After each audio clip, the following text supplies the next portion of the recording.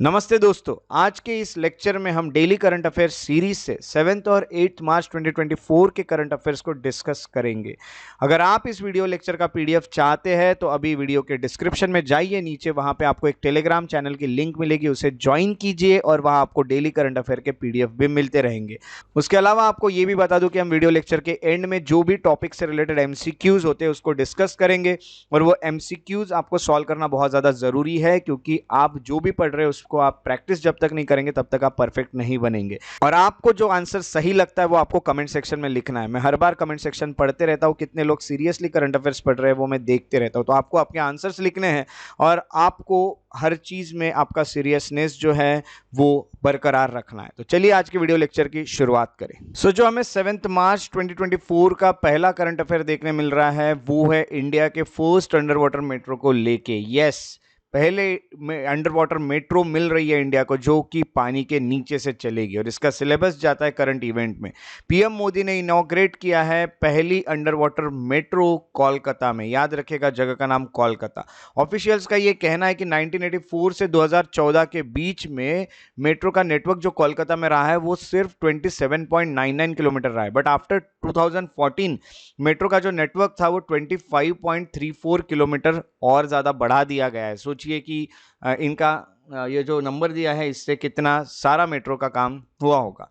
अब यहाँ पे हम आते हैं तो अबाउट अंडर वाटर मेट्रो के बारे में बात कर लेते हैं। तो पीएम मोदी जो है उन्होंने इनॉग्रेट किया है हावड़ा मैदान Esplanade section of metro Calcutta metros east west corridor को। यहाँ पे इंडिया को उन्होंने पहला under water metro service provide करने का जो उनका प्रोजेक्ट है उसे कंप्लीट कर लिया है।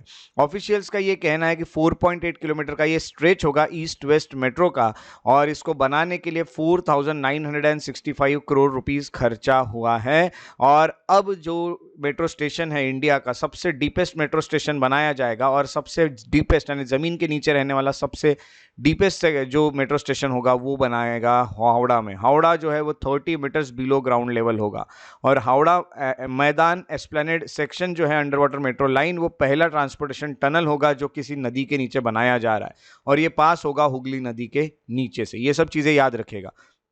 अब हुआ क्या कि हुगली रिवर जो है ये भी न्यूज में आ गई, तो हुगली रिवर के बारे में भी कुछ चीजें जान लेते हैं। हुगली रिवर की बात करें तो हुगली रिवर एक डिस्ट्रीब्यूटरी है गंगा की, यानी हुगली गंगा जो होती है ये आगे आके कुछ नदियों में बट जाती है, उसी को हुगली रिवर कहते हैं। जैसे गंगा आएगी और यहाँ से हुगली निकल जाएगी, यहाँ से दूसरी नदी निकलेगी, दूसरी नदी कौन से निकलेगी इसका नाम आपको कमेंट सेक्शन में लिखना है। तो ये जो है हुगली ये गंगा की डिस्ट्रीब्यूटरी है और अगर देखा गया तो वेस्ट बंगाल में है। हुगली की बात करें तो इसका जो हम कहेंगे लेंथ है वो 260 किलोमीटर यानी 162 माइल्स है। ये शुरू होती है नूरपुर से। नूरपुर जो है वो मुर्शिदाबाद डिस्ट्रिक्ट में आता है और धीरे धीरे हम कहेंगे branches of from Ganga, Ganga से ही ब्रांच ऑफ हुई है, गंगा से ही बाहर निकली हुई है। जो रिवर होती है ये साउथवर्ड फ्लो होती है वेस्ट बंगाल से और इवेंचुअली वो बे ऑफ बंगाल में जाके मर्ज हो जाती है। कोलकाता पोर्ट जो है वो इंडिया का एक one of the major ports है, बड़े पोर्ट्स में से एक है और वो हुगली रिवर पे ही सिचुएटेड है और यही ट्रेड का गेटवे माना जाता है, व्यापार का गेटवे माना जाता है। तो सिटी ऑफ कोलकाता जो है वो हुगली नदी के ही किनारे बसा हुआ है और आइकॉनिक हावड़ा ब्रिज जो है वो इसी नदी के ऊपर बनाया गया है हावड़ा डिस्ट्रिक्ट में, हावड़ा शहर में। एनुअल गंगा सागर मेला भी यहाँ पे लगता है, यहाँ पे यात्रा होती है, फेस्टिवल होते हैं। तो हम कहेंगे सागर आइलैंड है at confluence of Hooghly river and the bay of Bengal, जहाँ पे Hooghly river bay of Bengal को जाके मिलती है, वहाँ पे मेला लगता है, वहाँ पिलग्रिमेज है, वहाँ पे तीर्थ यात्रा चलती है। तो इस तरह से चीज़ें आपको हुगली रिवर पे देखने मिलती है। तो ये इंडिया का पहला अंडर वाटर मेट्रो का जो प्रोजेक्ट है इसका करंट अफेयर का सोर्स था द हिंदू। उसके बाद जो दूसरी न्यूज हमें देखने मिल रही है वो है संगीत नाटक अकादमी अवार्ड्स को लेके। जी हाँ, इसको अकादमी कहा जाता है, वैसे तो इंग्लिश में एकेडमी कहते हैं बट इसको अकादमी कहा जाता है। तो हम कहेंगे इसका सिलेबस जाता है आर्ट एंड कल्चर में। तो संगीत नाटक अकादमी अवार्ड जो है ये दिए गए, तो कंटेक्स्ट ये है कि प्रेसिडेंट द्रौपदी मुर्मू जी जो उन्होंने वेडनेसडे को संगीत नाटक अकादमी अवार्ड जो होते हैं वो 2020 और 2023 के लिए कुछ आर्टिस्ट को दिए हैं। जैसे कि हम कहेंगे म्यूजिक के म्यूजिशियंस, कुछ डांसर्स, ड्रामेटिस्ट या फिर हम कहेंगे फोक डांसर्स या फिर फोक आर्ट वाले या फिर ट्राइबल आर्ट्स वाले, इन सबको म्यूजिक दिए। तो 12 लोग जो है from the field of music and equal number from dance, 9 जो है ये फील्ड ऑफ थिएटर से यानी ड्रामा जो है वहाँ से, और 11 फोक और ट्राइबल आर्ट्स से जो है इनको अकादमी अवार्ड 2023 के मिले हैं। तो ये संगीत नाटक अकादमी है क्या, ये देखना होगा क्योंकि ये न्यूज़ में रही है। संगीत नाटक अकादमी की अगर बात करें तो ये एक एपेक्स बॉडी यानी सबसे ऊपर की बॉडी है in field of performing art. Performing art यानी वो आर्ट जिन्हें परफॉर्म किया जाता है, like music, dance, etcetera etcetera. तो इसको बनाया गया था 1953 में और ये कहीं ना कहीं प्रिजर्व और प्रमोट करता है हमारे इंडिया का जो कल्चर है उसे in form of music, dance, drama. हमारे इंडिया का डांस है, हमारे इंडिया का म्यूजिक है, हमारे इंडिया के ड्रामा है, ये भी प्रिजर्व रहने चाहिए। हम अगर बाहर की चीज़ों को देखते रहेंगे तो हमारी जो चीज़ें हैं वो तो एक दिन खत्म हो जाएगी। तो ये सब प्रिजर्व करने का काम संगीत नाटक अकादमी करता है। तो मैनेजमेंट जो अकादमी का वो जनरल काउंसिल के हाथ में है और जो चेयरमैन होते हैं अकादमी के उनको अपॉइंट करते हैं खुद president of India for term of 5 years. Function जो है वो यही है, फंक्शन जो है इसको क्या क्या काम करना चाहिए वो अकादमी का मेमोरेंडम ऑफ एसोसिएशन है उसमें दिया हुआ है और हम कहेंगे कि इसको रजिस्टर्ड भी किया गया एज अ सोसाइटी ऑन 11 सितंबर 1961। रजिस्टर्ड ऑफिस जो अकादमी का ये रविंद्र भवन है जो कि न्यू दिल्ली में आपको देखने मिलता है। नाटक अकादमी जो है ये एक ऑटोनॉमस बॉडी है, ये खुद से खुद के फैसले लेती है और ये मिनिस्ट्री ऑफ कल्चर के अंडर काम भी करती है। तो गवर्नमेंट ऑफ इंडिया के अंडर ये डायरेक्टली आती है। संगीत नाटक अकादमी अवार्ड्स की बात करें तो हाईएस्ट नेशनल रिकॉग्निशन है ये प्रैक्टिसिंग आर्टिस्ट को जो दिए जाते हैं। तो हम कहेंगे नेशनल जो अकादमी होती है वो फेलोशिप भी प्रोवाइड करती है बड़े बड़े एमिनेंट आर्टिस्ट और स्कॉलर्स को, यानी आपको वहाँ पे जाके आपको ट्रेनिंग मिलेगी, सब कुछ मिलेगा, आप रिसर्च कर सकते हैं, उसके साथ साथ आपको कुछ स्टाइपेंड भी दिया जाएगा म्यूजिक के फील्ड में, डांस के फील्ड में, ड्रामा के फील्ड में। Has in 2006 instituted annual awards, ये देना 2006 से शुरू किया गया है। तो उस्ताद बिस्मिल्लाह खान युवा पुरस्कार इसे कहा जाता है। अकादमी आर्काइव की अगर बात करें तो यहाँ पे ऑडियो वीडियो टेप्स है, फोटोग्राफ्स है, फिल्म्स है और one of the largest in the country है ये आर्काइव जो है ये। इसी के अलावा हम कहेंगे कि एक्सटेंसिवली ये जो भी है वो रिसर्च करते रहता है परफॉर्मिंग आर्ट पे। तो संगीत नाटक अकादमी जो है ये काफ़ी हाई लेवल की और एपेक्स एक ऑर्गेनाइजेशन है रिलेटेड टू परफॉर्मिंग आर्ट्स और इसका जो करंट अफेयर था, ये जो सोर्स था वो था द हिंदू। अगले करंट अफेयर की तौर और बढ़ते हैं और अगला करंट अफेयर है ई किसान उपज निधि को लेके। यस, ई किसान उपज निधि जो है इसका सिलेबस जाता है करंट अफेयर में। Recently ministry of consumer affairs, food and public distribution जो है उन्होंने ई किसान उपज निधि जो है उसे लॉन्च किया है। डिजिटल गेटवे है ये एक इंडिया का। तो यहाँ पे किसान का नाम आ रहा है तो आप समझ ही गए होंगे कि रिलेटेड टू किसान है। तो हम कहेंगे जो इनिशिएटिव है ये वेयर हाउसिंग डेवलपमेंट और रेगुलेटरी अथॉरिटी जिसको WDRA कहा जाता है, उन्होंने ये इनिशिएटिव लिया है और इसका एम यही है कि एग्रीकल्चर जो है उसमें टेक्नोलॉजी को डाला जाए और एग्रीकल्चर में टेक्नोलॉजी और भी बढ़ाई जाए।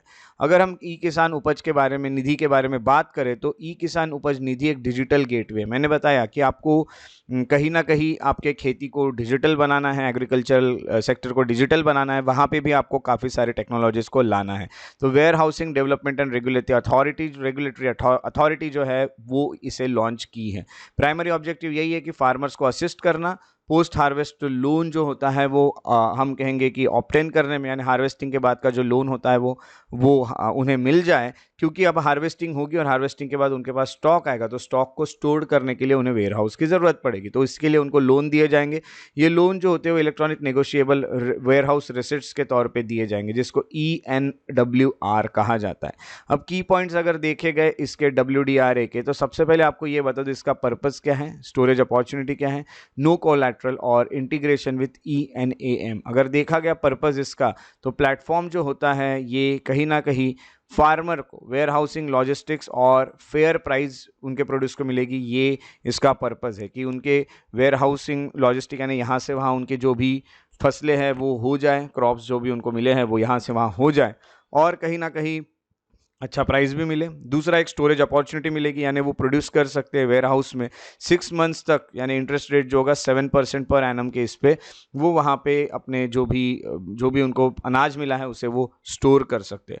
No collateral. अगर ई किसान उपज निधि की बात करें तो ये इनिशिएटिव जो है ये अलाउ करता है फार्मर को कि वो अपना प्रोड्यूस जो होता है वो कहीं ना कहीं स्टोर कर सके विदाउट कोलैटरल, यानी हम कहेंगे कि उन्हें यहाँ पे लोन लेने के लिए कोई सिक्योरिटी को रखने की ज़रूरत नहीं, किसी भी चीज़ को गिरवी रखने की ज़रूरत नहीं है, उन्हें लोन वैसे ही मिल जाएगा। और इसी कारण वो उनको इनकरेज किया जाएगा कि भाई आप स्टोर कीजिए, आप अच्छे से फसलें लीजिए। इंटीग्रेशन विथ ENAM की अगर बात करें तो नेशनल एग्रीकल्चरल मार्केट जो है, इससे भी ये जुड़ा हुआ रहेगा, जिससे हम इंटरकनेक्ट कर सकेंगे, जो भी किसान है वो इंटरकनेक्ट कर सकेंगे मार्केट को। तो हम देखेंगे तो गवर्नमेंट का जो मिनिमम सपोर्ट प्राइस है उससे भी ज़्यादा कुछ और अच्छा उन्हें अगर रेट मिल रहा है तो वो उस मार्केट को कनेक्ट कर पाएंगे, वो जान पाएंगे कि कहाँ उन्हें अच्छे रेट्स मिल रहे हैं। अब यहाँ पे warehousing development and regulatory authority जो है ये न्यूज़ में रही है, तो हम कहते हैं ये जो बॉडी है ये इसके ऊपर क्वेश्चन आ सकते हैं। Warehousing development and regulatory authority जो है WDRA की एक स्टैट्यूटरी अथॉरिटी। अब तक तो हर बार मैं स्टैट्यूटरी का मीनिंग आपको बता ही चुका और आपको अभी पता भी चल गया होगा। स्टैट्यूटरी बॉडी यानी वो बॉडी या वो अथॉरिटी जिसको कोई एक्ट पास करके बनाया गया हो पार्लियामेंट में। तो यहाँ पे जो भी हम कहेंगे ये काम करती है वो under department of food and public distribution under government of India ये काम करती है। इसको अब एक्ट पास करके बनाया गया था 26 अक्टूबर 2010 को इसे बनाया गया था। और इसके लिए जो एक्ट है वो है warehousing development and regulation act 2007। WDRA जो है वो कहीं ना कहीं रेगुलेट करता है वेयर हाउसेस को, या फिर हम कहेंगे कि नेगोशिएबिलिटी जो है उसको, उसके जो रिसीट्स है, जो भी चीज़ें अब आ रही है आपके वेयर हाउस में उसको नेगोशिएट करने की कोशिश करेगा और फैसिलिटेट करेगा। ऑर्डरली ग्रोथ होगी, वेयर हाउसिंग बिजनेस इंडिया में अच्छे से चलाने की कोशिश की जाएगी। WDRA जो होता है ये ऑर्डरली ग्रोथ होती है यहाँ पे वेयर हाउसिंग बिजनेस की, और कुछ ना कुछ स्टैंडर्ड्स, गाइडलाइंस और रेगुलेशंस यहाँ पे सेट किए जाते हैं। ये जो है ये नेगोशिएबल वेयर हाउस रिसीट्स जो होता है उसका यूज़ करते हैं। ये इलेक्ट्रॉनिक रिसिट्स होती हैं जिससे पता चलता है कि आपके जो वेयर हाउसेस है वहाँ पे आपका कौन सा क्या स्टोर है, कौन सा अनाज स्टोर है, क्या स्टोर है आपके, कौन से प्रोड्यूस स्टोर है, ये सब के लिए आपको ई रिसिट्स भी यहाँ पे दी जाती है। WDRA का जो इनिशिएटिव है जैसे कि किसान उपज निधि, इसकी बात करें तो इससे फार्मर को काफ़ी बेनिफिट होता है, उनको अच्छे स्टोरेज के ऑप्शन मिल जाते हैं, उनका कहीं ना कहीं बेचने का भी टेंशन कम हो जाता है चीज़ों को, और उनको पोस्ट हार्वेस्ट लोन भी मिल जाते हैं जो भी वो प्रोड्यूस कर रहे हैं स्टोर किया, जो भी प्रोड्यूस उनका स्टोर है उसके बदले। तो हम कहेंगे कि कहीं ना कहीं ये बहुत काम की चीज़ है अगर अच्छे से इंप्लीमेंट किया जाए तो। किसान उपज निधि इस तरह से न्यूज़ में रहा और इसका जो सोर्स था वो था press information bureau, that is PIB। Next current affair की ओर चलते हैं और नेक्स्ट करंट अफेयर है वॉल्केनिक विंटर को लेके। तो एक नए तरह का एक कंसेप्ट आपको देखने मिल रहा है, दैट इज वॉल्केनिक विंटर, और नाम से ही पता चल रहा है कि इसका सिलेबस ज्योग्राफी में ही जाएगा। तो एक नई स्टडी है जिसने सजेस्ट किया है कि एक कैटास्ट्रोफिक सुपर वोल्केनो इरप्शन जो होता है इस कारण अर्थ का क्लाइमेट पे इम्पैक्ट हो सकता है और इससे वॉल्केनिक विंटर आ सकता है। तो ये बहुत अलग सी बात यहाँ पे बताई गई है कि क्या हो सकता है। बैकग्राउंड की बात करें तो आपको ये बता दूं कि वॉल्केनो से किस तरह से ये क्लाइमेट चेंज हो सकता है उसके लिए यहाँ पे हमें देखना होगा। तो टू क्वालिफाई सुपर इरप्शन यानी बहुत बड़ा इरप्शन होता है, तो ऐसा इरप्शन बनने के लिए वॉल्केनो जो होता है इसने रिलीज करना चाहिए more than 1000 cubic kilometre of magma.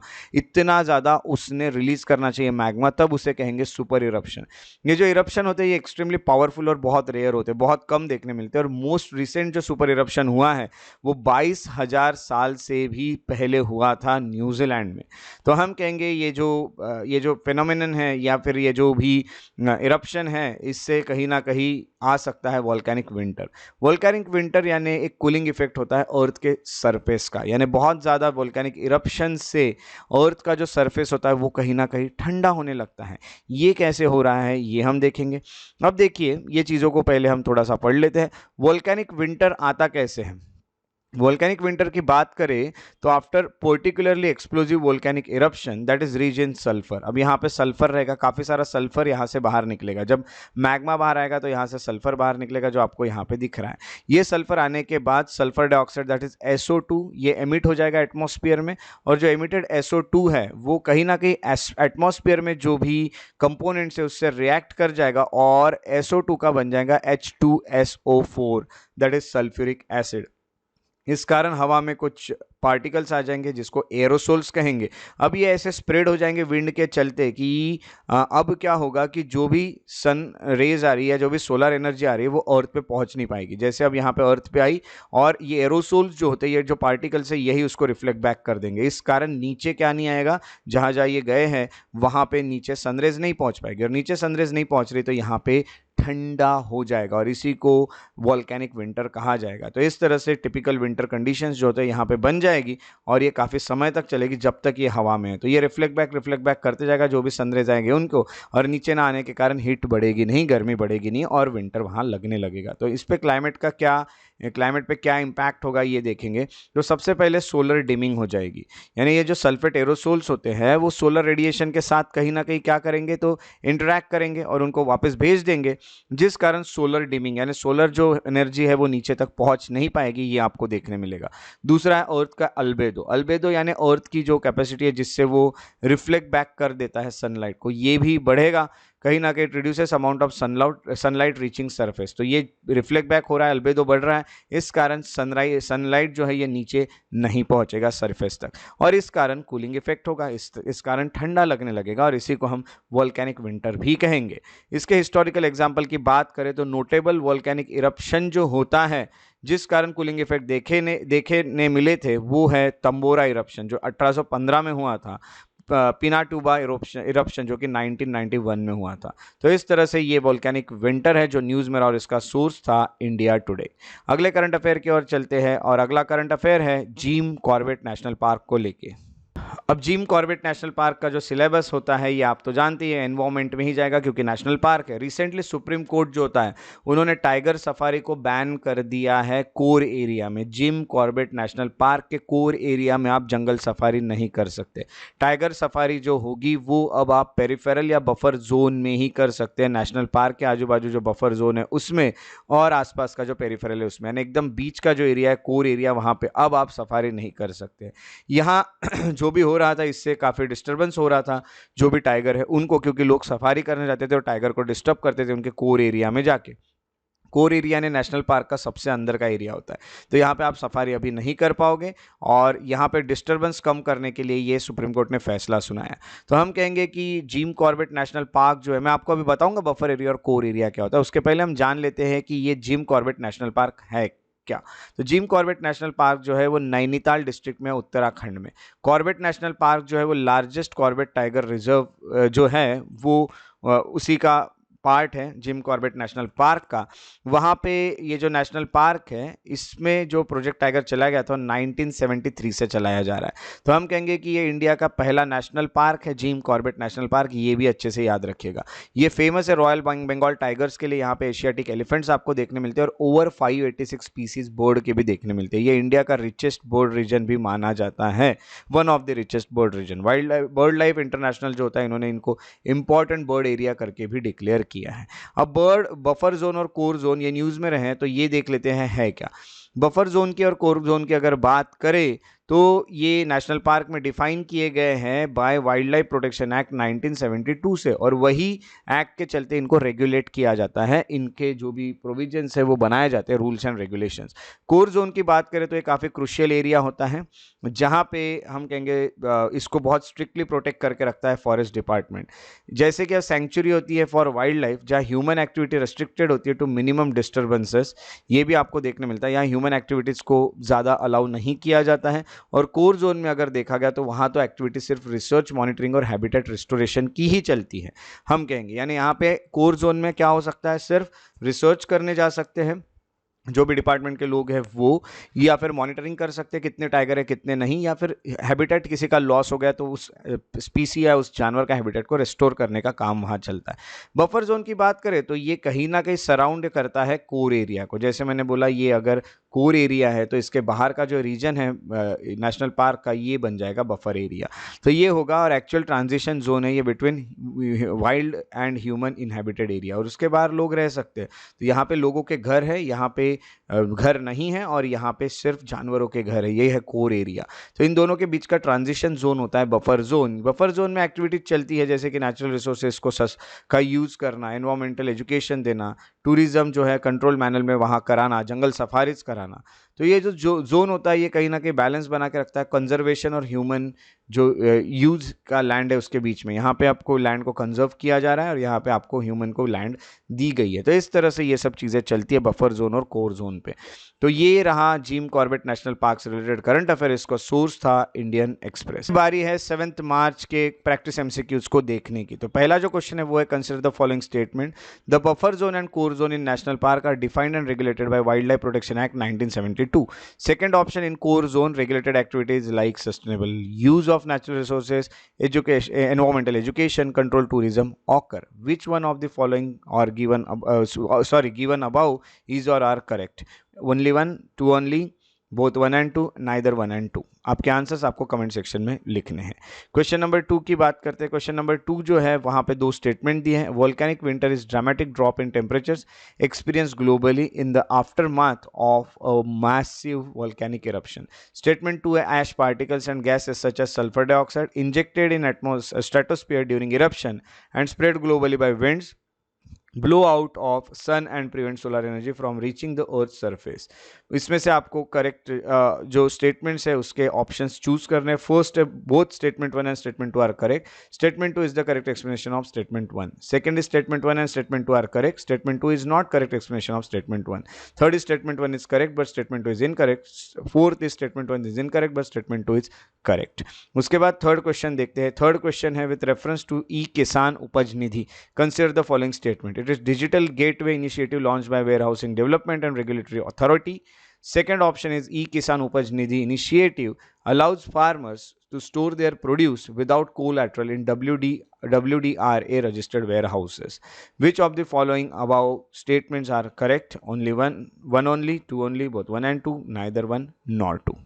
अब चलते हैं 8 मार्च 2024 के करंट अफेयर्स की ओर। और फर्स्ट जो हमें न्यूज़ में देखने मिल रही है वो है बायोसिमिलर्स को लेके।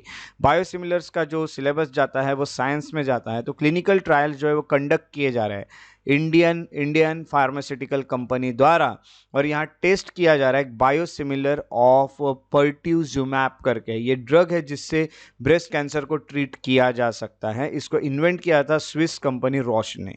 तो हम कहेंगे इसके ऊपर अभी क्लिनिकल ट्रायल्स चल रहे हैं। अगर ये हो गया तो ब्रेस्ट कैंसर की ट्रीटमेंट इस ड्रग के द्वारा, इस दवाई के द्वारा की जा सकती है। अब अगर बैकग्राउंड में हम जाएंगे तो जो क्लिनिकल ट्रायल्स कंडक्ट किए जा रहे हैं in comparison to a reference product, जो भी रेफरेंस प्रोडक्ट है जो कि हम कहेंगे रॉशेट्स का प्रोडक्ट है। रॉशेट्स का प्रोडक्ट जो है वो है ये बायोसिमिलर्स। वो इंडियन कंपनी जो होगी वो कहीं ना कहीं रॉशेट्स के प्रोडक्ट को जो है उसके ऊपर क्लिनिकल स्टडीज़ कर रही है। अगर देखा गया तो जो रॉशे है ये काफ़ी एक ट्रैक रिकॉर्ड रखता है कि कितने ड्रग्स उसके बेचे गए। काफ़ी एक्सपेंसिव भी होते हैं और उसको स्टोरेज के भी अलग अलग प्रोटोकॉल होते हैं, उसको स्टोर करने के भी बहुत सारे अलग अलग प्रोटोकॉल्स भी है। और इस कारण ये क्वेश्चन आया है कि कैसे और कहाँ इंडियन कंपनी जो है वो इस प्रोडक्ट को क्लिनिकल ट्रायल जो ला रही है उसको किस तरह से एक्सेस देगी और किस तरह से करेगी। क्योंकि रोशे जो है ये तो काफ़ी एक हम कहेंगे कि क्लोज ट्रैक रिकॉर्ड रखता है हर चीज़ का। तो ये बायोसिमिलर जो होता है ये न्यूज़ में रहे तो बायोसिमिलर होते क्या है ये देख लेते हैं। बायोसिमिलर एक सिमिलर कॉपीज होती है एक क्लास ऑफ ड्रग की जिसको बायोलॉजिकल्स कहा जाता है। बायोलॉजिकल मेडिसिन जो होते हैं वो उन कारण काफ़ी सारे जो डिजीजेस है उनको ट्रीट किया जाता है, जैसे कि cancers and auto immune conditions, diabetes, और इसमें से इस जैसे कई सारी और भी बीमारियां ट्रीट की जा सकती है। तो जैसे रोशे ने बनाया वैसा ही एक इसका रेफरेंस लेके हम अपना प्रोडक्ट बनाएंगे और उसके क्लिनिकल ट्रायल्स करने वाले। रोशे तो काफ़ी अच्छे से ध्यान रखता है। अब देखते हैं किस तरह से हो पाएगा। As the name suggest biologics जो होती है वो बनाए जाते हैं बायोलॉजिकल मटेरियल से, यानी हम कहेंगे कि बायो यानी लिविंग थिंग्स के ही मटेरियल उससे बनाया गया है, जिसमें आएंगे materials from humans, plants, animals, bacteria, बाकी जो माइक्रो ऑर्गेनिजम्स हैं उनके चलते बनाया जाता है। और काफ़ी रिगरस एक तरह से हम कहेंगे कि एक रिगरस और टाइटली कंट्रोल मैन्युफैक्चरिंग प्रोसेस है। ये काफ़ी टफ होती है और कहीं ना कहीं इसको पेटेंट करना होगा आपको। बनाने के बाद आपको इस पर कॉपीराइट लेना पड़ेगा ताकि कोई इसका मिसयूज़ ना करे या फिर कोई उसको आपके नाम पे या फिर आपके जैसे कॉपी करके ना बेचे। बायोलॉजिक्स जो होते हैं वो हाईली कॉम्प्लेक्स मॉलिक्यूल होते हैं जिसको ग्रो किया जाता है ना, उसको सिंथेसाइज नहीं किया जाता है, उसको खुद से ग्रो किया जाता है। हम कहेंगे माइक्रो वेरिएबिलिटी के चलते, अलग अलग वेरिएबल्स के चलते उसको बनाया जाता है। और इसकी वेरिएबिलिटी जो है, स्ट्रक्चर जो अलग अलग होते हैं, तो हम यही कहेंगे कि बायोसिमिलर जो होते हैं can not be exact copy. तो इसकी एग्जैक्ट कॉपी तो अभी बन ही नहीं सकती है किसी भी बायोसिमिलर की, यानी हम कहेंगे कि उसको ग्रो कराया गया है, तो वैसे के वैसे दूसरी चीज़ आप नहीं बना सकते। इंस्टेड बायोसिमिलर्स मिमिक आप बना सकते हो, यानी उसके जैसे दिखने वाले बना सकते हो, उसका रेफरेंस लेके किसी एक चीज़ का। जैसे अब हम ले रहे हैं जो रोशे का है, उसका रेफरेंस लेके हम बनाने की कोशिश कर रहे हैं। तो बायोसिमिलर जो होता है उसका एक स्ट्रक्चर जो होता है वो हाईली सिमिलर होता है, बट एग्जैक्टली सेम नहीं होता है। जैसे कि ब्रांड नेम बायोलॉजिक है, वैसे बायोसिमिलर जो होता है वो बिहेव करता है सेम वे में, हम कहेंगे, बट एक तरह से दिखेगा कि कोई भी डिफरेंस उसमें नहीं है, बट डिफरेंसेस काफ़ी होते हैं। तो बायोसिमिलर जो होता है इसको सेफ और इफेक्टिव बायोलॉजिक भी कहा जाता है, क्योंकि पहले से जो चीज़ काम करे उसी का रेफरेंस लेके इसको बनाया जाता है, बट एग्जैक्टली वैसे का वैसा नहीं होता है। अब बायोसिमिलर्स वर्सेस अगर हम जेनेरिक मेडिकेशन की बात करें, तो बायोसिमिलर्स जो होते हैं उनके और जेनेरिक मेडिकेशन को अगर कंपेयर किया जाए तो इनमें काफ़ी सारे डिफरेंसेस आपको देखने, काफ़ी सारे नहीं, कुछ डिफरेंसेस आपको देखने मिलते हैं। तो एक्टिव इंग्रेडिएंट जो होते हैं जेनेरिक वर्जन में, यानी किसी भी ड्रग में, ये कहीं ना कहीं बायोलॉजिक नहीं होते हैं। ये हम कहेंगे कि एक्टिव इंग्रेडिएंट जो होते हैं are exact copy of name brand medications, है ना, तो एग्जैक्ट कॉपी होते हैं। अब आपको पता है कि दो दवाइयाँ होती है, सिर्फ दवाइयों के नाम अलग होते हैं, इंग्रेडिएंट्स एक जैसे होते हैं, और कहीं ना कहीं वो बायोलॉजिक्स भी नहीं होते हैं। इन कॉन्ट्रास्ट वेरिएबिलिटी बायोलॉजिक्स होते हैं, वेरिएबिलिटी ऑफ बायोलॉजिक्स, अलग अलग बायोलॉजिक्स के चलते बायोसिमिलर जो होते हैं वो एग्जैक्ट कॉपी नहीं हो सकते, उसको ग्रो कराया गया है, काफ़ी अलग से बनाया गया है। यानी हम कहेंगे कि सिमिलर टू जेनेरिक्स, बायोसिमिलर्स जो होते हैं वो भी पेशेंट को लोअर कॉस्ट मेडिसिन प्रोवाइड कर सकते हैं, क्योंकि जो भी महंगे, अब जैसे रोशेस का बहुत महंगा है, तो हम क्या कर रहे हैं कि हमारे यहाँ बनाएंगे और उसको सस्ते में बेचने की कोशिश करेंगे। तो सिमिलर प्रोडक्ट बना के हम उसको सस्ते में बेच सकते हैं, जैसे कि जेनेरिक मेडिसिन आपको मार्केट में काफ़ी कम रेट में अवेलेबल है। तो एक कोई ABC नाम की कंपनी, उसने कोई मेडिसिन बनाई, तो वो कंपनी की जो भी एक्स नाम की मेडिसिन है, वैसे ही एक जेनेरिक मेडिसिन भी बनाई जा सकती है, सेम इंग्रेडिएंट्स उठा के इसको जेनेरिक मेडिकेशन बोलेंगे, और गवर्नमेंट बनाती है और इसको सस्ते में बेचती है। तो उसी तरह से बायोसिमिलर्स भी होते हैं, इस कंपनी ने जो भी बनाया उसका एक बायोसिमिलर यहाँ बनाया जाएगा। एग्जैक्ट सेम नहीं होता है, बट बड़े बड़े बीमारियों को ट्रीट करने के लिए काफ़ी यूजफुल होता है। तो इस तरह से बायोसिमिलर न्यूज़ में रहा, इसका जो सोर्स था ये था स्क्रॉल। उसके बाद दूसरे करंट अफेयर की ओर चलते हैं। दूसरा करंट अफेयर है डिजिटल इंटेलिजेंस प्लेटफॉर्म को लेके, जिसको DIP कहा जाता है, और इसका सिलेबस जाता है करंट इवेंट में। Recently union minister of communication जो है उन्होंने लॉन्च किया डिजिटल इंटेलिजेंस प्लेटफॉर्म, जिसको DIP कहा जाता है। तो डिपार्टमेंट ऑफ टेलीकम्युनिकेशन जो होता है उन्होंने दो इनिशिएटिव कहीं ना कहीं इंट्रोड्यूस किए हैं, एक है चक्षु और डिजिटल इंटेलिजेंस प्लेटफॉर्म, ऐसे दो इनिशिएटिव है। इससे जो स्पैम और फ्रॉड कॉल्स जो आते हैं आपको उसे रोका जाएगा, और रोकने के लिए काम करेगा संचार साथी पोर्टल। तो आपको स्पैम और फ्रॉड कॉल्स जो आते हैं उसको रोकने की यहाँ कोशिश की जा रही है, और इसीलिए डिजिटल इंटेलिजेंस प्लेटफॉर्म यहाँ बनाया जा रहा है। तो DIP है क्या, ये देखते हैं। ये जो DIP होता है ये एक इंटीग्रेटेड और सिक्योर प्लेटफॉर्म है, जिसको डेवलप खुद डिपार्टमेंट ऑफ टेलीकम्युनिकेशन ने किया है। और अगर देखा गया तो जो भी इंफॉर्मेशन एक्सचेंज है या रियल टाइम इंटेलिजेंस शेयरिंग है या कोऑर्डिनेशन है अलग अलग स्टेक होल्डर्स में, इसको ये बढ़ाता है। तो इन्फॉर्मेशन एक्सचेंज भी काफ़ी अच्छे से हो सकती है दो लोगों में, रियल टाइम इंटेलिजेंस शेयरिंग भी आप कर सकते हैं दो लोग, या फिर कोऑर्डिनेशन भी हो सकती है अलग अलग लोगों में। DIP का यही है कि मिसयूज टेलीकॉम रिसोर्सेज का कोई ना करे, जैसे कि साइबर क्राइम में काफ़ी लोगों को फंसाया जा रहा है, फाइनेंशियल फ्रॉड हो रहे हैं, लोगों के पैसे लूटे जा रहे हैं, ये सबसे आपको प्रोटेक्ट करे। ये एम्पावर करता है सिटीजन्स को कि वो कहीं ना कहीं, हम कहें कि वो रिपोर्ट करे जो भी सस्पेक्टेड फ्रॉडुलेंट कम्युनिकेशन हुए हैं, उसके लिए चक्षु करके हैं, उसके थ्रू आप हम कहेंगे कि ये इन्फॉर्म कर सकते हैं कि आपका ऐसे कुछ कॉल आए या फिर ऐसा कुछ हो रहा है आपके साथ, और ये आपको मिलेगा संचार साथी पोर्टल पे, ये चक्षु। अगर इसके की फीचर्स की बात करें DIP की, तो case recording and information sharing. DIP जो होता है वो रिकॉर्ड करता है डिटेल्स जो भी मिसयूज और फ्रॉड के कॉल्स के हैं उनके, और वो शेयर करता है इस इंफॉर्मेशन को वेरियस स्टेक होल्डर के साथ, जो इसके ऊपर एक्शन लेंगे उनके साथ शेयर करता है। और उसके अलावा यहाँ पे backend repository citizen initiated request भी है, यानी यहाँ पे कहीं ना कहीं बैकएंड रिपोजिटरी है जहाँ पे हम कहेंगे कि सिटीजन जो होते हैं वो इनिशिएट कर सकते हैं, वहाँ पे कंप्लेंट करके संचार साथी पोर्टल पे, जैसे मैंने आपको बताया, ये जो रिक्वेस्ट होती है ये हम कहेंगे साइबर फ्रॉड को लेके भी होती है, और स्टेक होल्डर जो होते हैं वो इस रिपोजिटरी का यूज़ कर सकते हैं और इससे केस को और अच्छे से चला सकते हो, देख सकते हैं कि फ्रॉड कॉल आया कहाँ से था, क्या है क्या नहीं, कहाँ से हर चीज़ ऑपरेट हो रही है, ये सब। अब ये जो चक्षु प्लेटफॉर्म है, ये चक्षु प्लेटफॉर्म है क्या? एज अ पार्ट ऑफ संचार साथी पोर्टल का ये पार्ट है, जैसे मैंने आपको बताया। तो गवर्नमेंट ने चक्षु प्लेटफॉर्म लाया है, सिटीजन जो होते हैं चक्षु को यूज़ कर सकते हैं, और हम कहेंगे चक्षु को यूज़ करके वो रिपोर्ट कर सकते हैं जो भी साइबर और टेलीकम्युनिकेशन फ्रॉड हो रहा है उनके साथ उसको। वैसे ही अगर देखा गया तो ये कहीं ना कहीं एनहांस करता है आपकी कैपेबिलिटी, जिससे आप अलग अलग साइबर सिक्योरिटी थ्रेट्स जो है इंडिया में उसको टैकल कर सकते हो। फॉर इंस्टेंस सिटीजन जो होते हैं रिपोर्ट कर सकते हैं मोबाइल नंबर्स को जो लीक किए हैं बिजनेसेस ने, उसी के साथ साथ जो बिजनेसेस को लीक किए गए हैं। देखो कैसा होता है, कभी कभी आपके नंबर जो होते हैं वो किसी बिजनेस को मिल जाते हैं, फिर वो आपको कॉल करना लगते हैं, तो इनके ऊपर भी, ऐसे बिजनेसेस के ऊपर भी काफ़ी नेसेसरी एक्शन यहाँ पे ली जा सकती है। तो इस तरह से चक्षु प्लेटफॉर्म जो है ये आपके लिए काफ़ी अच्छे से काम करेगा। और डीआईपी जो है ये न्यूज़ में रहा है, डिजिटल इंटेलिजेंस प्लेटफॉर्म, और इस करंट अफेयर का जो सोर्स था वो था PIB, that is press information bureau. अगले करंट अफेयर की ओर चलते हैं, और वो है ग्रेट लेक्स को लेके।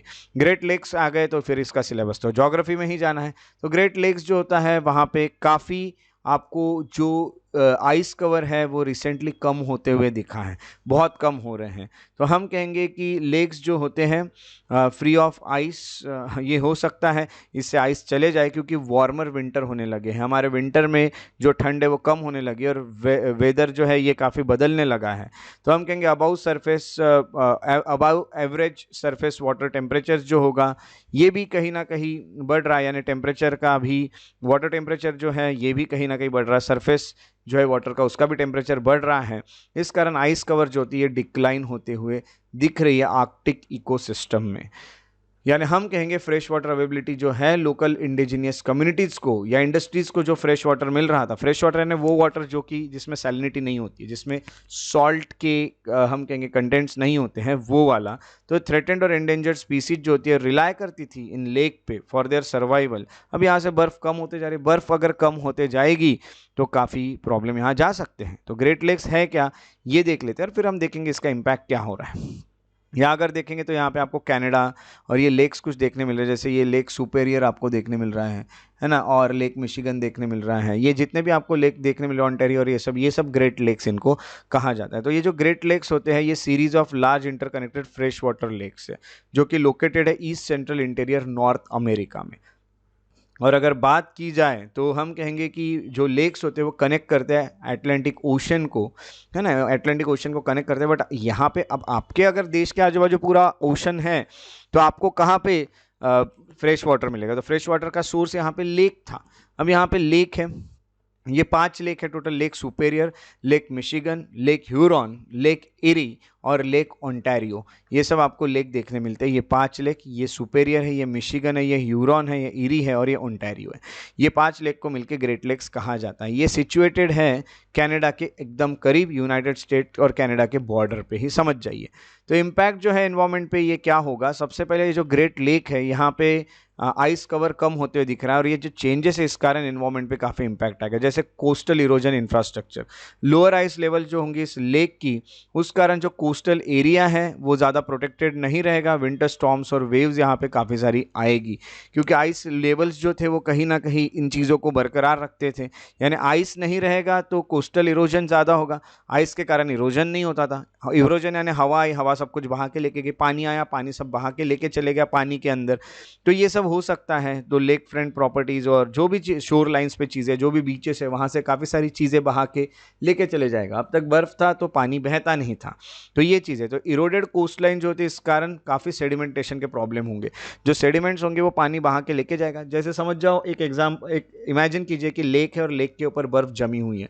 जब ये बर्फ़ पिघलने लगेगी तो ये मूव होगी और अपने साथ काफ़ी सारी चीज़ें ले जाके ये जो ओशन है उसमें छोड़ देगी या ओशन के पास छोड़ देगी। इस कारण सेडिमेंटेशन के बहुत प्रॉब्लम हो गए और काफ़ी सीवियर फ्लडिंग भी हो सकती है। इसी के साथ साथ आपको ये बता दूं कि hazardous weather and lake effects, तो आइस कवर कम होने के कारण वेदर पैटर्न्स जो है और लेक इफेक्ट्स ये भी कहीं ना कहीं बदल जाएंगे। आइसलेस विंटर जो होगा इस कारण वेदर कंडीशन ज़्यादा खतरनाक हो जाएगी, क्योंकि आइसलेस विंटर में काफ़ी स्टॉर्म्स आपको देखने मिलेंगी, विंड्स काफ़ी बहेंगी और लेक इफेक्ट स्नो भी आपको देखने मिलेगा। तो ये जो भी चेंजेस होते हैं ये इंपैक्ट करेंगे सेफ्टी और इंफ्रास्ट्रक्चर को उस रीजन के, क्योंकि ये मेल्ट होगा और सब कुछ अपने साथ लेके जाएगा। तो काफ़ी टेंशन वाला काम है।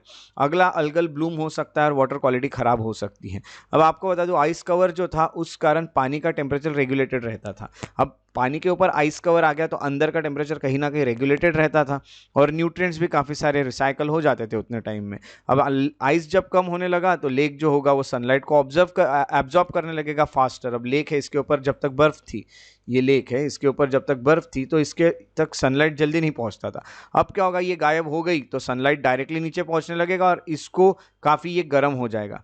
और कुछ बायोलॉजिस्ट जो होते हैं उन्होंने ये कहा है इस कारण काफ़ी ब्लू ग्रीन अल्गेल ब्लूम होंगे, यानी हम कहेंगे कि इसमें काफ़ी सारी चीज़ें बहा के लाएगा। अब यहाँ पे जैसे जो भी चीज़ें बह के आती थी आइस के ऊपर से यहाँ से निकल जाती थी, अब ये जो भी है ये आइस गायब हो गया तो ये सब पानी में चले जाएंगे। न्यूट्रिएंट जो भी बह के आ रहे हैं, जो भी इरोजन के चलते आ रहे हैं, यहाँ न्यूट्रिएंट्स मिलने के कारण अल्गी जो होगा ये ग्रो कर लेगा। फॉर एग्जाम्पल किसी ने कहीं पे कोई फर्टिलाइजर डाल दिया, वो पानी में चले गए, उससे भी एल्गल ब्लूम होता है। तो डायरेक्टली अब हर चीज़ पानी में जाने लगेगी और इस कारण काफ़ी सारा एल्गल ब्लूम आपको देखने मिल सकता है।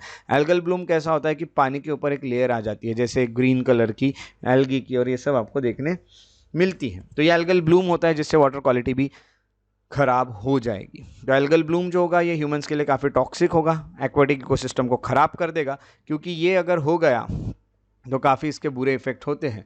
ठीक है, तो ये पानी यूज़ करने जैसा भी नहीं होगा और अंदर जो है वहाँ सनलाइट तो वैसे भी पहुँच नहीं पाएगा, तो अंदर भी चीज़ें ख़त्म होने लगेगी।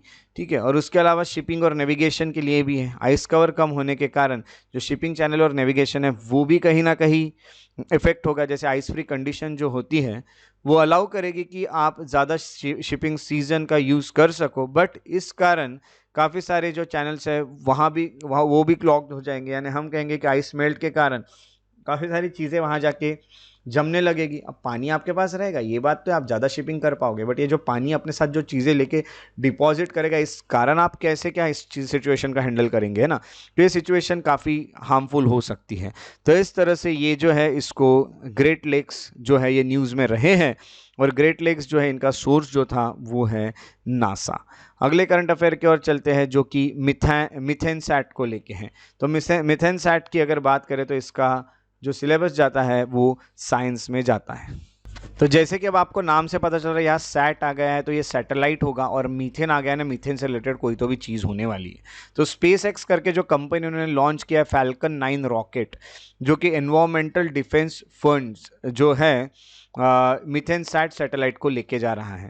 फैल्कन 9 जो है ये रिलायबल और रीयूजेबल रॉकेट है, इसको आप वापस से यूज़ कर सकते हो। पहले ऐसा था कि आपके रॉकेट ऊपर गए कि वो यूज़ नहीं कर सकते थे आप, अब रीयूजेबल रॉकेट बनाए गए हैं।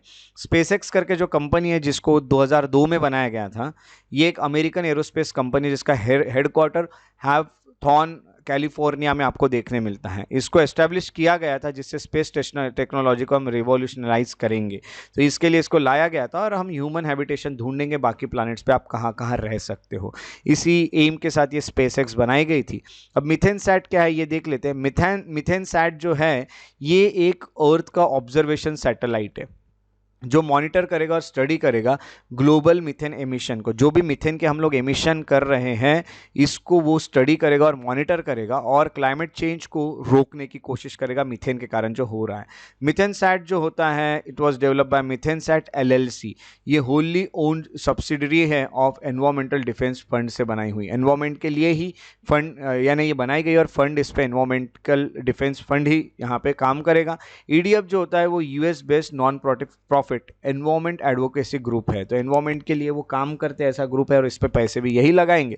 तो ये हार्वर्ड यूनिवर्सिटी के साथ काम करता है, स्मिथसोनियन एस्ट्रोफिजिकल ऑब्जर्वेटरी के साथ काम करता है, न्यूजीलैंड स्पेस के साथ एक एजेंसी के साथ काम करता है और क्लाइमेट के जो चेंज हो रहे हैं तो उसको रोकने की हमेशा कोशिश करते हैं, काफ़ी इनिशिएटिव्स लेते हैं। जैसे अब उन्होंने मिथेनसैट बनाने के लिए फंड लगाया। तो मिथेनसैट जो होता है ये एक हाई रिजोल्यूशन डेटा प्रोवाइड करेगा हमें मीथेन से रिलेटेड, मीथेन के एमिशन से रिलेटेड, जो कि ऑयल और गैस फैसिलिटीज़ के कारण आ रहा है। मिथेनसैट जो होता है वो एमिशंस बताएगा कि कितना हो सकता है और डिटेक्ट और मॉनिटर करेगा मीथेन के एमिशंस को और हर चीज़ एकदम एक्यूरेटली देखी जाएगी और इसका एम यही होगा कि क्लाइमेट चेंज को रोकना, मीथेन के एमिशंस से जो क्लाइमेट चेंज हो रहा है उसे रोकना। It will make it's data freely accessible, online है ना, कोई भी उसे एक्सेस कर सकता है, ऑनलाइन आप देख सकते हो। इसमें काफ़ी सारी ट्रांसपेरेंसी और अकाउंटेबिलिटी भी आपको दिखेगी, ये डेटा कहीं छुपाया नहीं जाएगा। इसको डिज़ाइन किया गया है लोकेट करने के लिए और मेजर करने के लिए मीथेन जो ह्यूमन सोर्सेज से आ रहा है वर्ल्ड वाइड, कहाँ से कितना आ रहा है। तो कंपनीज और गवर्नमेंट जो होती है उनकी एबिलिटी यहाँ पे अच्छी बढ़ जाएगी कि वो ट्रैक कर सकते हैं कहाँ से ज़्यादा मीथेन निकल रहा है, क्वांटिफाई कर सकते हैं कि कितना आना चाहिए और उसे कम करने की भी हमेशा कोशिश कर सकते हैं मीथेन सैट के कारण। मीथेन सैट की बात करने के बाद मीथेन की बात कर लेते हैं। मीथेन क्या है? तो मीथेन एक ग्रीन हाउस गैस है, इस कारण क्लाइमेट चेंज होते हैं। जो ग्रीन हाउस गैसेस होते हैं उनमें कैपेसिटी होती है कि वो जो भी हम कहेंगे कि सोलर रेडिएशंस आ रहे हैं, हीट आ रही है, उसको ट्रैप करके रखते हैं और वो ट्रैप करके रखते हैं तो वो रिफ्लेक्ट बैक नहीं होने देते हैं। तो जितने ये बढ़ते जाएंगे उतने अर्थ पे गर्मी बढ़ती जाएगी, इसीलिए इनको एक लिमिट में ही रखना ठीक होगा।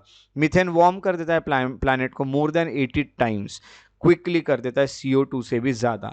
तो हम CO2 से भी खतरनाक ही आपको देखने मिल रहा है और इसको अटेंशन CO2 से कम ही दिया जाता है। CO2 इस पे ही हम हमारा अटेंशन देते हैं, बट इसका इम्पैक्ट भी बहुत खतरनाक है, इसलिए मीथेन के ऊपर ध्यान रखना ज़रूरी है। अगला अगर हम बात करें मीथेन कहाँ से आता है, तो मीथेन के जो सोर्सेस है वो आपको काफ़ी अलग अलग सोर्सेस भी देखने मिलते हैं।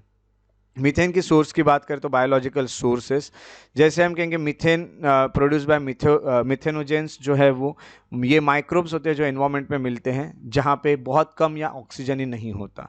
जैसे वेटलैंड्स में आपको देखने मिलते हैं poor vented landfills, ventilated landfills नहीं होती है, जो जहाँ सब कचरा और ये सब लैंड में डाल के उसको पैक कर दिया जाता है ऊपर से, वहाँ भी मीथेन बन जाता है। पैडी फील्ड से भी मीथेन निकलता है।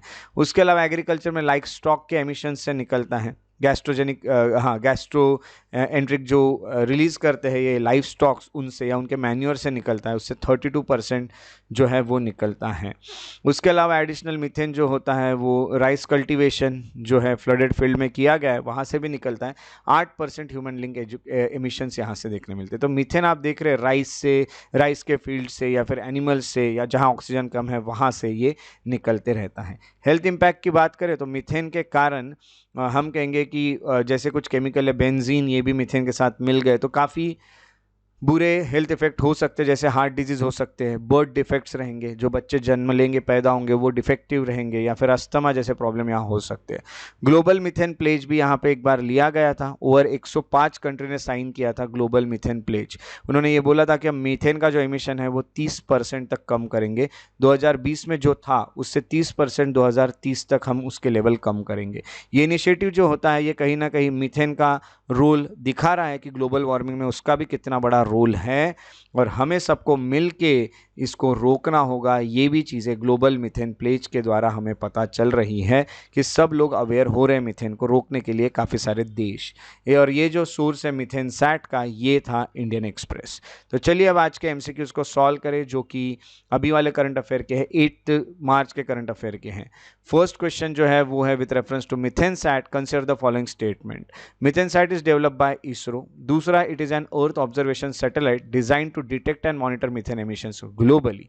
Which one of the following which of the statement given above is or are correct? One only, two only, both one and two, या फिर neither one nor two. Second question जो यहाँ पे आपको देखने मिल रहा है वो है severe flooding, increased coastal erosion, extreme weather conditions. How many of the above can be possible impact of reduced ice cover in Arctic region? A only one, B only two, C all three या D none. उसके बाद तीसरे question की ओर चलते हैं और तीसरा question है consider the following statement about digital intelligence platform. Digital intelligence platform जो उसको डेवलप किया department of science and technology ने, it aims to curb the misuse of telecom resources in cyber crime, financial frauds. तीसरा है it empower citizen to proactively report suspected fraudulent communication through the Chakshu facility on the Sanchar Saathi portal. How many of the above options are correct? Only one, only to, all three या फिर none. अपने answers comment section में लिखना है और इसके जो सही जवाब होंगे वो आपको टेलीग्राम के ग्रुप में भेज दिए जाएंगे। तो टेलीग्राम का जो चैनल है करंट अफेयर्स का उसे ज्वाइन कीजिए, वीडियो के डिस्क्रिप्शन में उसकी लिंक रखी हुई है और वहाँ पे अपने आंसर्स भी चेक करते रहिए। अगर आपको मेरे वीडियोस पसंद आते हैं तो उन्हें लाइक जरूर करें, शेयर करें और मेरे यूट्यूब चैनल को सब्सक्राइब करके बेल आइकॉन को प्रेस करना ना भूलें, ताकि आने वाले वीडियोस के नोटिफिकेशन आपको रेगुलरली मिलते रहें। अगर आप और अपडेट्स चाहते हैं तो आप फेसबुक पेजेस जो है मेरे, उनको भी फॉलो और लाइक कर सकते हैं। श्रेयस बढ़िया इंटरप्रिटेशन। अगर आप मुझसे कोई भी क्वेश्चन पूछना चाहते हैं, कोई भी डाउट पूछना चाहते हैं, तो आप मुझे डायरेक्ट मैसेज के थ्रू इंस्टाग्राम पे भी पूछ सकते हैं। मुझे फॉलो कीजिए, श्रेयस बढ़िया द पीस लवर पर आपको आपके सवालों के जवाब भी मिलते रहेंगे। उसी के साथ साथ अगर आप मुझे मेल करना चाहें तो shreyasbadi@gmail.com पे आप मुझे मेल भी कर सकते हैं। और अगर आप और भी इंफॉर्मेटिव वीडियो चाहते हैं तो आप मेरे एकेडमी श्रेयस IAS एकेडमी के जो अकाउंट है इंस्टाग्राम पे और फेसबुक पे, वहां भी उसे फॉलो करके मुझे सपोर्ट दिखा सकते हैं। मेरे साथ इस वीडियो में बने रहने के लिए बहुत बहुत शुक्रिया। Thank you so much for being here. Take care and have a very good day.